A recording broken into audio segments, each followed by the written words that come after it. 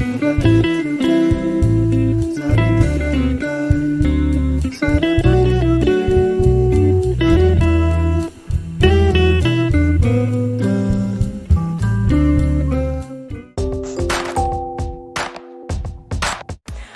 è il giorno di Sant'Ignazio di Loyola. Il nome Ignazio viene dal greco e significa figlio. Il 1° agosto si celebra la festa nazionale della Svizzera. A Basilea i festeggiamenti cominciano il 31 luglio sulle sponde del Reno con una grande festa e il magnifico spettacolo pirotecnico alle ore 23. La festa nazionale svizzera a Basilea attira migliaia di visitatori.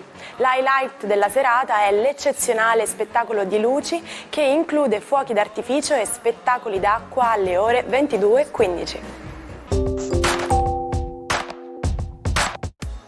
Una spedizione tutta italiana, composta da 30 tra alpinisti e ricercatori. Era il 31 luglio del 1954, quando per la prima volta fu conquistata la vetta del K2, la seconda montagna più alta del mondo. Per arrivare in cima ci vollero 2 mesi.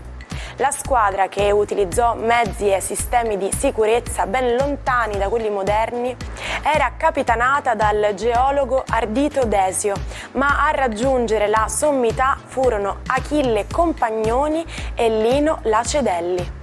Un'impresa salutata trionfalmente nel nostro paese, tanto che il K2 venne ribattezzato la montagna degli italiani. Sapete qual è l'animale più pericoloso al mondo? È grande come una palla da bowling e ha dei tentacoli che sono lunghi 3 metri in fase di caccia, mentre quando nuota li contrae fino a 15 centimetri. Stiamo parlando della medusa detta vespa di mare.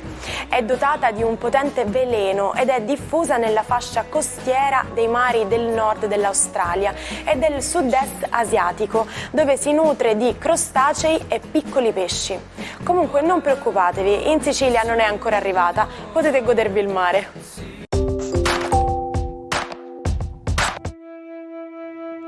Buongiorno ai 12, l'ultima giornata di luglio si apre con una luna uscente dalla bilancia, ma che ancora non rinuncia a muovere un po' le acque dello zodiaco, sicuramente in maniera più calma e ponderata. È finita l'opposizione con Saturno, vediamo cosa succede. Ariete, decisamente molto più leggera questa giornata, proprio perché la luna non imperversa più sui vostri gradi zodiacali che ospitano Saturno e Nettuno, quindi la mente è un po' più libera, più capace di spaziare.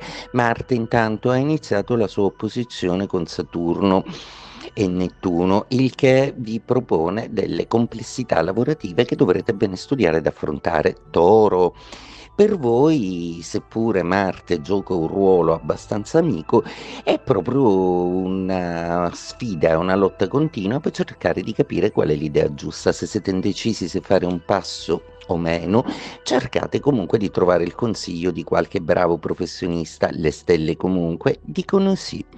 Gemelli, per voi la giornata è una giornata molto bella, luna di trigono, anche se Marte ancora vessa un po' Venere che è uscente dai vostri gradi. Tra pochi giorni non avrete più problematiche amorose. Cancro, la vostra giornata oggi è una giornata piena di opportunità, proprio perché la luna è più calma ed è decisamente nei gradi di bilancia più morbidi e congeniali per farvi gioco. La quadratura comunque persiste e forse sta per arrivare una sorpresa in amore. Venere alle porte. Leone, la vostra giornata oggi prevede una luna molto dinamica e decisamente sociale e socievole. Vi farà bene uscire, anche perché Mercurio vuole farvi dialogare e confrontare con delle persone un po' diverse, magari su qualche fatto che trovate curioso. Scorpione, per voi oggi la giornata presenta una serie di complessità. Mercurio e Sole sono in quadratura e anche Plutone ci mette lo zampino. Probabilmente dovrete cercare di vederci chiaro in una relazione da poco iniziata a Sagittario. Per voi i pianeti sono abbastanza congeniali, anche Venere promette di non farvi più dispetti da domani, quindi oggi cercate di tenere duro perché sta tornando l'amore nella maniera più fluida e dinamica. Capricorno. Per voi sta per iniziare un periodo alquanto complesso. La Luna, che oggi ancora vi darà fastidio per un'ultima giornata, prima di diventare amica, dovrà scontrarsi comunque con tutta una serie di asperità che invece la capricciosa Venere vuole proporre, quindi attenzione in amore. Acquario, per voi oggi è una giornata un po' spossante, proprio perché Mercurio e il Sole vi chiederanno di essere chiari, di parlare e di difendere o perorare una causa a cui tenete. Al lavoro dovete essere chiari nelle intenzioni.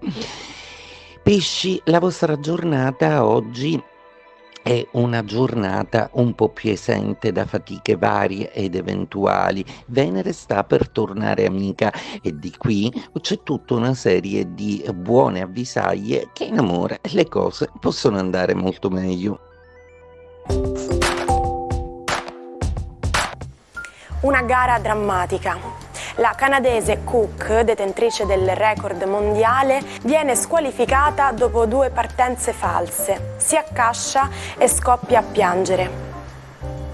La tedesca Schmitz, esclusa per lo stesso motivo, mostra al giudice il pugno e lo accusa di incompetenza.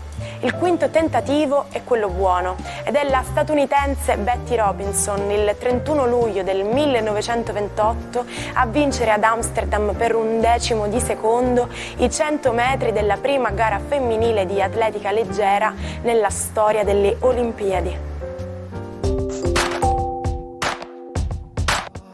Se siete abituali frequentatori della palestra, sicuramente avrete sentito parlare di questo famoso motto: No pain, no gain, o tradotto letteralmente nessun dolore, nessun guadagno.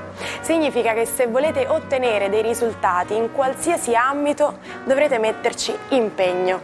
Tale concetto è diventato così iconico che è stato persino protagonista di un film interpretato da Mark Wahlberg, intitolato appunto Pain and Gain. Quindi ricordatevi che per ottenere successo dovrete essere pronti a sforzarvi e a superare i vostri limiti.